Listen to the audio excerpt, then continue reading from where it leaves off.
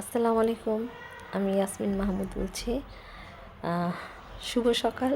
অবশ্য শুভ সকালও বলা চলে না, একবার 12টা বেজে গেছে অলরেডি। আমার একটু দেরি হয়ে গেল।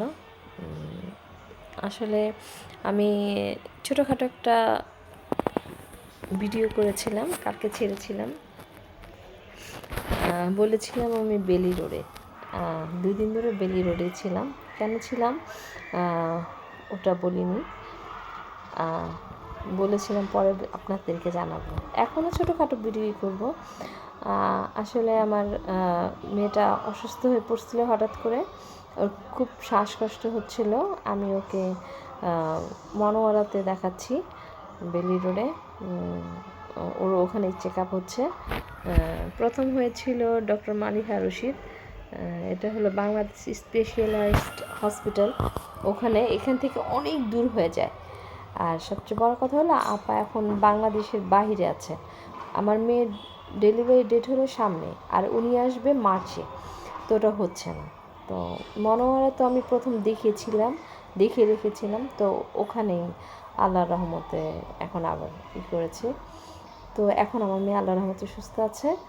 তো হয়তো সামনে হয়তো মাশাআল্লাহ সুসংবাদ আপনাদেরকে জানাবো। আর তার চেয়ে বড় কথা হলো যে আমার ভাই আস্তে আস্তে ওর বাবুদেরকে নিয়ে, বউকে নিয়ে 24 তারিখে বাংলাদেশে আসবে।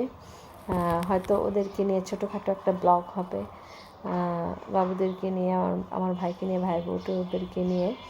তো আজকে যদি আমি সামান্য কিছু রান্নাবান্না করি, হয়তো পরে আরেকটা ব্লগ হবে।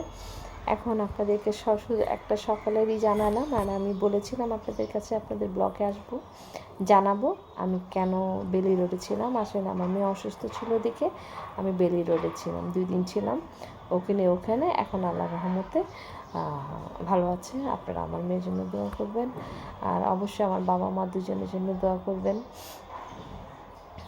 আর আমার জন্য দোয়া করবেন। আমি যেন আপনাদেরকে ছোট ছোট কিছু হলেও আপনাদেরকে ভিডিও দিতে পারি।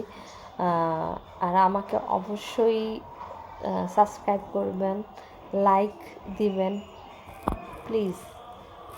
আল্লাহ হাফেজ।